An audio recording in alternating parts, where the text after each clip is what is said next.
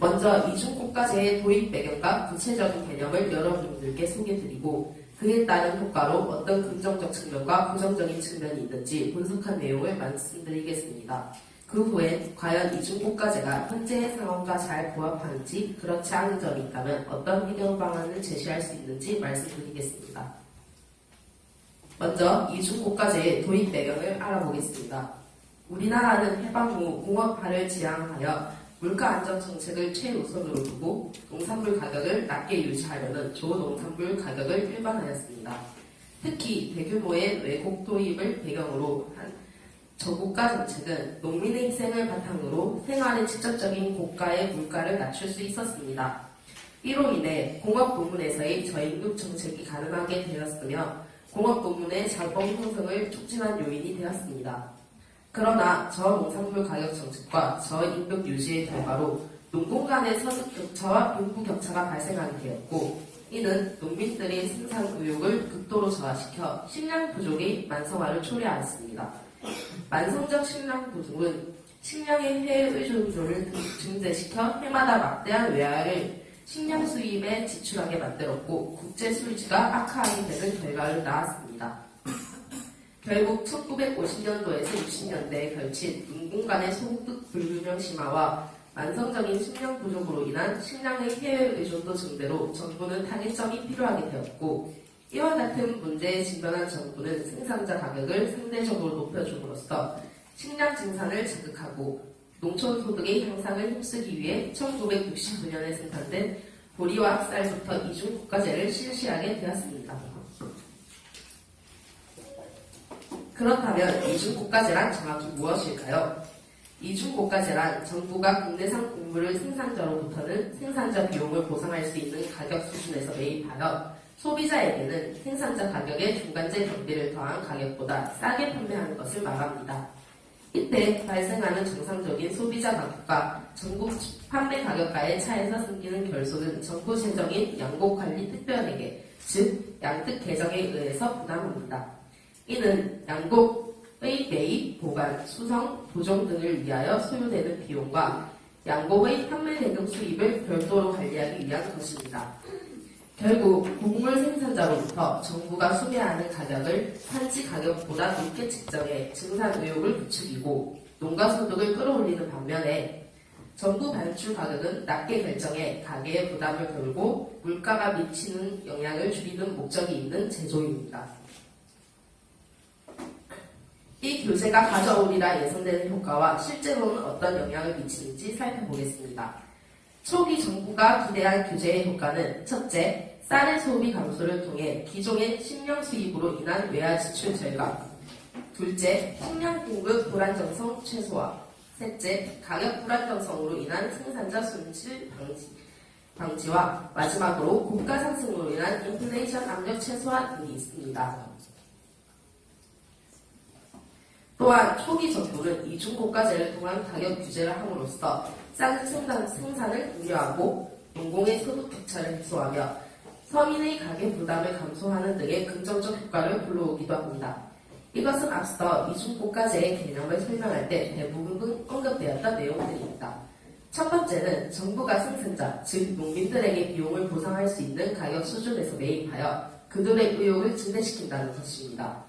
두 번째로 농민들에게 일정 소득을 보장해 줌으로써 자연스레 농공의 소득 격차 해소에 기여한다는 점입니다.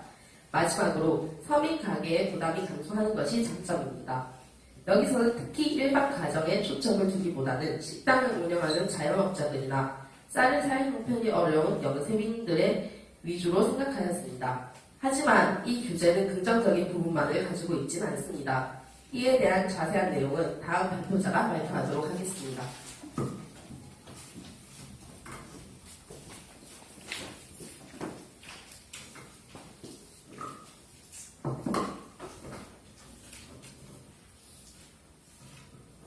안녕하세요. 이어서 발표를 맡게 된 행정학과 1학번 신원희입니다.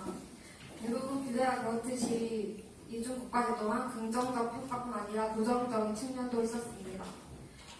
앞의 내용처럼 초기 정부가 기대한 효과는 어느 정도 유지가 되었지만 사회 상황이 변함에 따라 허점이 생겨나기 시작했는데요. 먼저 생산자들은 정부가 쌀 높은 가격에 사줄 것이라는 기대 심리 때문에 생산자들이 생산된 쌀을 제때 내놓지 않아서 쌀값이 상승되기도 했습니다.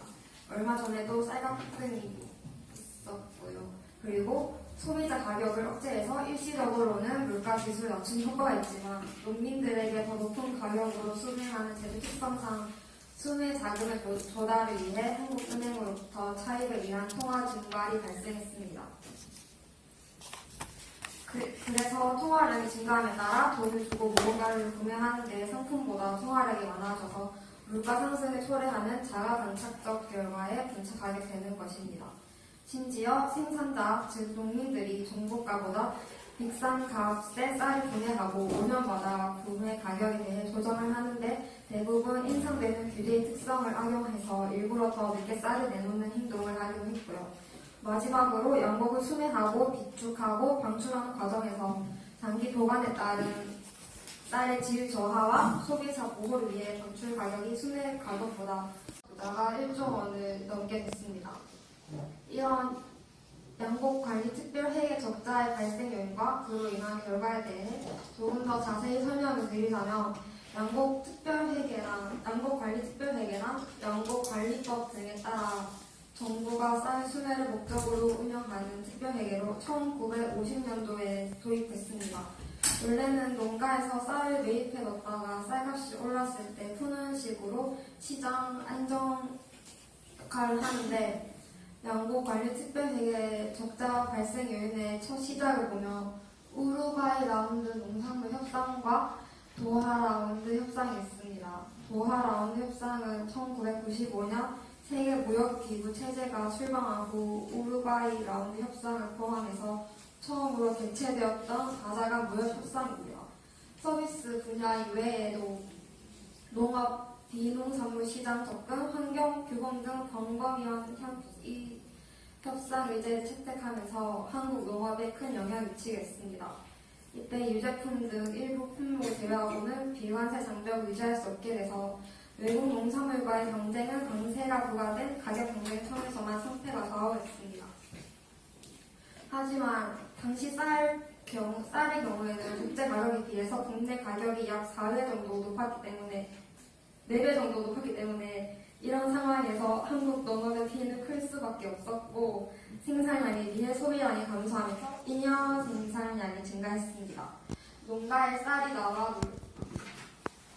남아도나 정부는 생산 탄력성이 낮은 쌀의 특성을 고려해서 생산자 보호를 위해 비싼 값에 쌀을 사들여서 싼 값으로 소비자에게 팔아 결손이 누적되게 됐습니다. 그 결과 쌀값은 수요량에 비해 높게 측정되어서 대전적 인플레이션을 유발하게 됐습니다. 지금까지 이중 고가제의 도입 배경과 사회적 흐름에 대해 알아봤는데 과연 우리가 살아가고 있는 현재 상황은 어떨까요? 다음 표와 같이 양곡관리특별회계를 통한 적자는 지속적으로 발생하고 있습니다. 또 최근 소비자들의 쌀 소비 방식에 대해서도 생각해봤는데 최소 세 끼를 먹으면 한 끼 정도는 밥을 식사하는 게 한국의 보편적인 생활 방식이지만 쌀 구매는 줄었고 햇반 같은 즉석밥 구매는 증가했습니다. 이와 같은 소비 패턴을 분석해보면 밥이 주식임은 변하지 않았지만 섭취 방식은 변했다는 사실을 알 수 있습니다.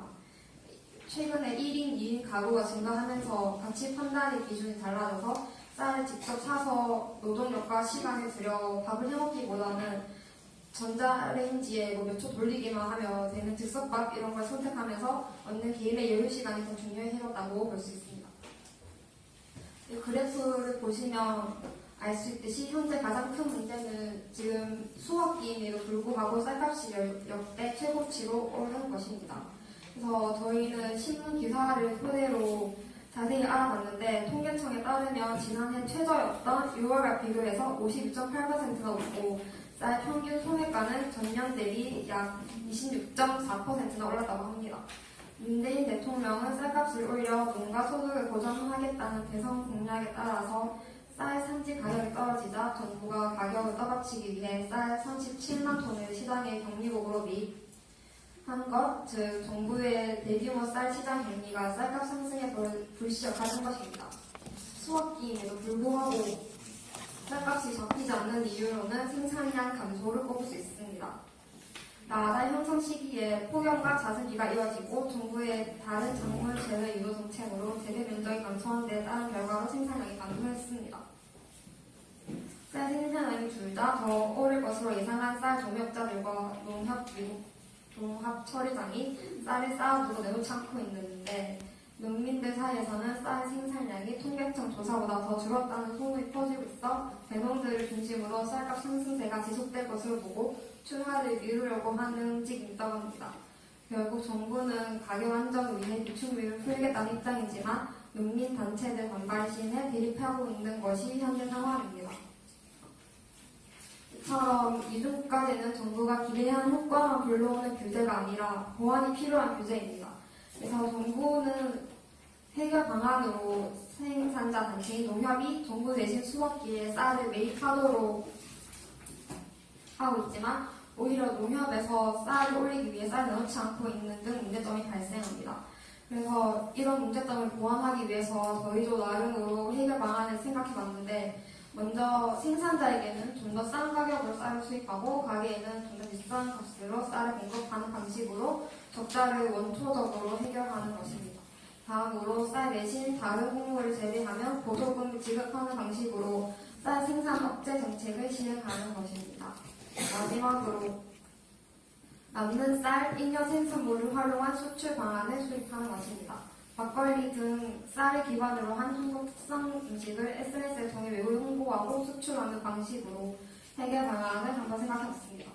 우리나라의 쌀 생산 원가가 다른 나라에 비해서 높고 인당 경작 면적이 작아서 대규모 생산, 즉 규모의 경제가 어려운데 지금 방식 그대로 농가를 지원하는 방식이 지속되면 농업 경쟁력을 강화시키는 데 어려움이 따를 것입니다. 따라서 현재의 이중국가제는 보완이 필요하다고 생각돼서 이런 해결 방안을 생각해왔습니다. 이상으로 이중국가제에 대한 발표 마치겠습니다. 감사합니다.